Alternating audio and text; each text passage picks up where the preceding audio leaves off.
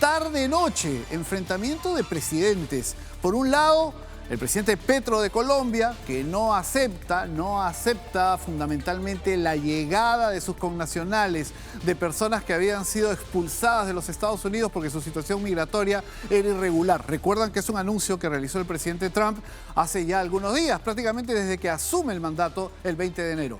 Pues la respuesta de Estados Unidos fue bastante fuerte. Si no aceptas a estas personas, empiezan las sanciones, las represalias. Hubo toda una discusión hasta las 10 de la noche en que finalmente se supera el impasse. Pero para entender lo que ha ocurrido y ver qué podría pasar aquí en el Perú con una situación similar que se va a presentar de todas maneras en los próximos días, hemos invitado a nuestro compañero Rolando Estaro, que es nuestro editor de Internacionales. Rolando, muy buenos días.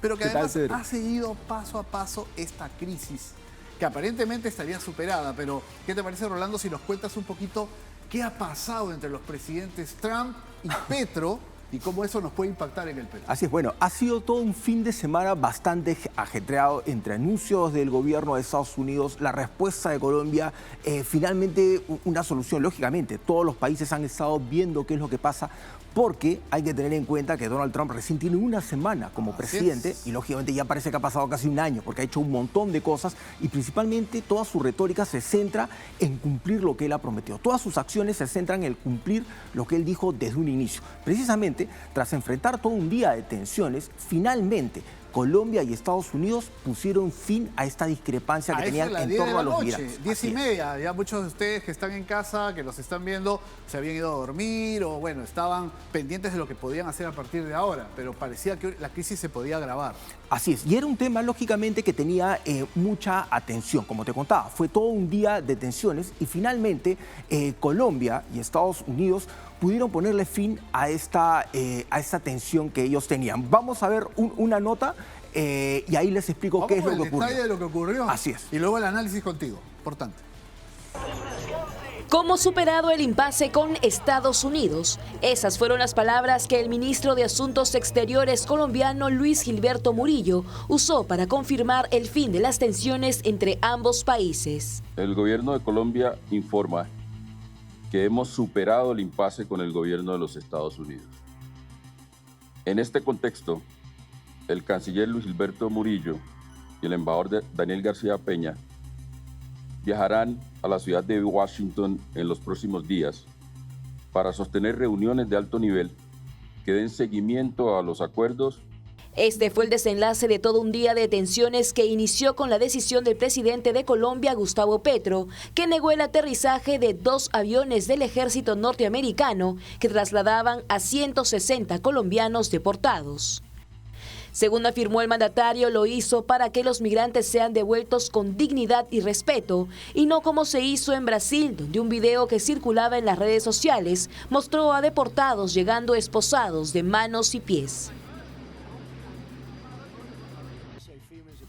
Este hecho desencadenó una serie de medidas por parte de Estados Unidos que incluyeron sanciones como aranceles del 25% a las importaciones colombianas y la revocación de visas para funcionarios del gobierno de Petro.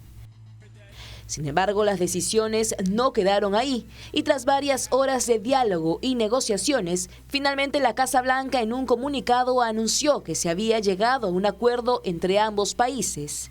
Esto incluía la suspensión de las sanciones y la deportación de los 160 colombianos sin restricciones. Colombia ratifica que se mantendrán los canales diplomáticos de interlocución para garantizar los derechos, el interés nacional y la dignidad de nuestros ciudadanos. El acuerdo supondría también el fin de la advertencia del presidente Gustavo Petro, quien pidió a los ciudadanos estadounidenses indocumentados en Colombia regularizar su estatus en el país. Bueno, Es un tema Rolando, bastante pero complejo. aquí hay varias cosas que llaman bastante la atención, porque no es la primera vez que Estados Unidos envía deportados de Colombia hacia su país de origen. Incluso durante el gobierno de Biden se ha ya deportado a miles de colombianos que estaban en situación irregular. Y sobre todo, en muchos casos, personas que tenían infracciones contra la ley. No necesariamente personas que llegaron a buscar un mejor futuro y los agarraron en una playa, los agarraron en una gasolinera. No, personas que habían tenido problemas con la ley. Pero cuéntanos tú, ¿cómo se suscita finalmente esta actitud de Petro de decir no va a entrar el avión? Los dos aviones. Bueno, esta es una situación que ya ocurre desde el gobierno de Obama, por ejemplo, que ha usado durante el primero gobierno de Trump, con Biden, ahora nuevamente.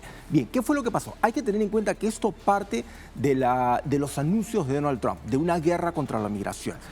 Aquí hay un tema sumamente importante. Como en todo tema legal, hay que tener en cuenta que el uso de los términos, de las palabras, es determinante. Por supuesto. Desde que Donald Trump comenzó como candidato y asumió la presidencia, él ha llamado en todo momento a los migrantes indocumentados criminales. Los ha considerado delincuentes. ¿Qué quiere decir?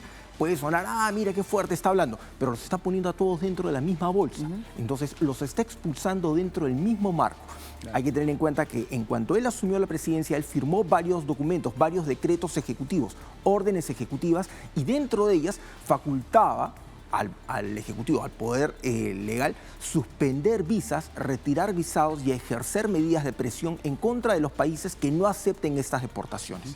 En estos días fueron algo de 160 colombianos que fueron detenidos por los agentes de migración. No se sabe si cometieron algún delito o no, simplemente están en una situación irregular. Desde el momento que no cumplen la ley migratoria, ya son al margen para de la ley, delincuentes. Se les considera criminales. Así es. Yo no digo que tenga la razón, pero desde la perspectiva de la gestión Trump son delincuentes. Legalmente para ellos. Así es. Según lo que ha revelado Marco Rubio, un funcionario del gobierno de Donald Trump, ellos tenían la autorización para poder enviar a estos migrantes colombianos. Ya pactada, ya firmada. Así con anticipación. Ya se había firmado. ¿Por qué? Porque son 2 vuelos militares que van a entrar a espacio aéreo colombiano, entonces necesitaban una autorización.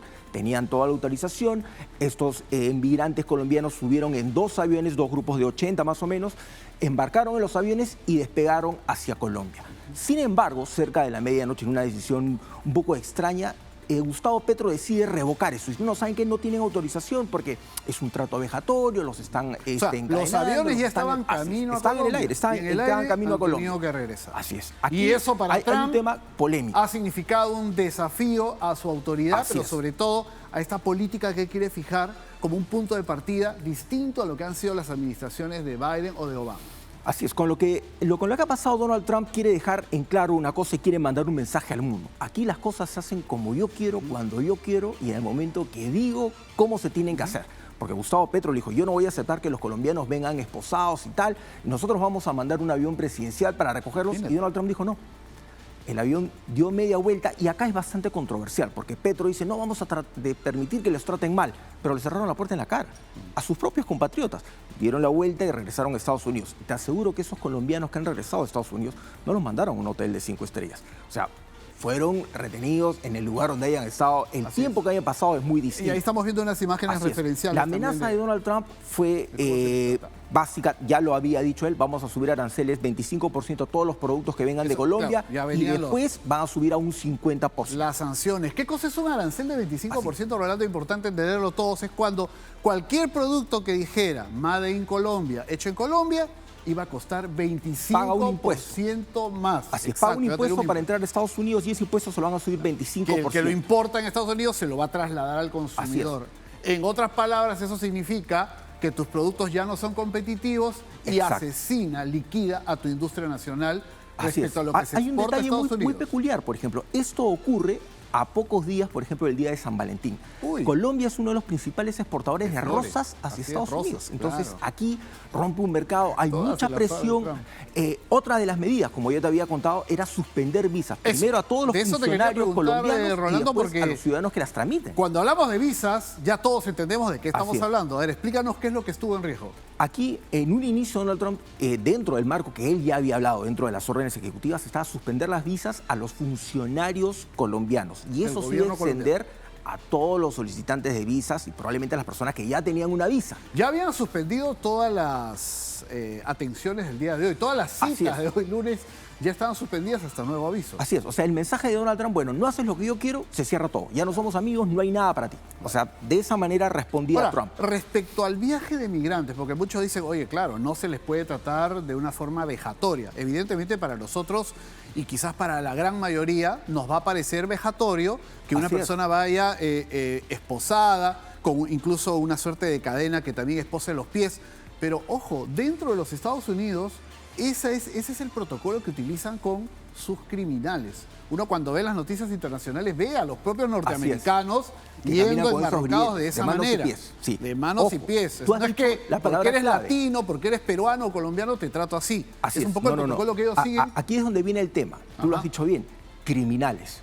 Hay que recordar que en todo momento Donald Trump ha dicho los migrantes indocumentados son criminales. Por eso los están tratando así. Nuevamente, yo no digo que esté bien, pero hay que entenderlo como lo está viendo él. Claro. Desde su perspectiva, su política, han violado la ley y son criminales. Es la forma como la ve desde el punto de vista político y con un amplio respaldo de la opinión pública norteamericana, aunque nos duela, ¿no? Ahora, Rolando, muchos que nos ven y que tenemos amigos, tenemos familiares que viven en Estados Unidos. Quizás la situación de ellos es totalmente legal, enhorabuena, pero hay muchos que aún están en una situación irregular, no tienen papeles, no tienen permiso para permanecer. Ingresaron quizás como turistas y se quedaron, o ingresaron de otra forma y son ilegales. Y son miles de peruanos que están en esa situación. Y muchos tienen viviendo años, ya tienen una casita, tienen sus vehículos, sus hijos van a la escuela, entonces...